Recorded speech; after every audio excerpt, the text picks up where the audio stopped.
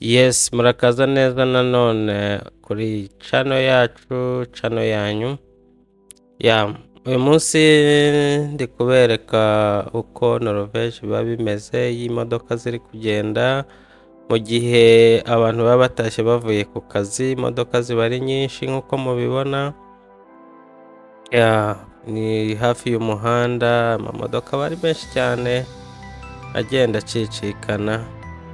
Imihanda iba yuzuye imodoka, no kuvuga ngo amabisi abagenda nk'uko mureba. Dore ngiyi bisi abantu babinjira, nari mpagaze kuri bus stop, kuri stop ya bisi.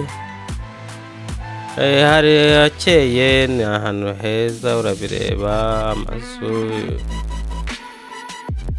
Nuko rero biba bimeze ku modoka, cyane cyane imodoka usanga ari nyinshi kurusha n'abantu bahatuye. Amazu ubundi imodoka ni nyinshi cyane kurusha ngira ngo n'abantu, kubera ko usanga amamodoka ari menshi. Ahandi muri bisi ndi kugenda, urabona ko nyine bisi n'abantu barimo bari bake. Hari igihe usanga ari benshi, ariko hari igihe usanga ari bake cyane. So ahangaha urabireba, ni igihugu gifite imodoka nyinshi cyane, ahantu heza, imihanda irakoze.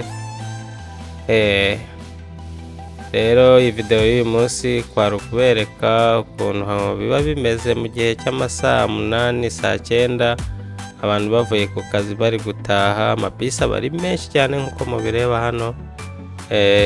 Aha ndi muri bisi, aho ni mu mujyi. Ako kantu bakita gutera, ukazi yambwira ko bakita mu Kinyarwanda. Iriya ni gari ya moshi. Yes, aho ni ku rutindo rurerure. Norvège mu by'ukuri ni uko imeze, ku batahazi, ku bahazi bo barahazi, ariko ni uko hameze muri make. Murakoze cyane.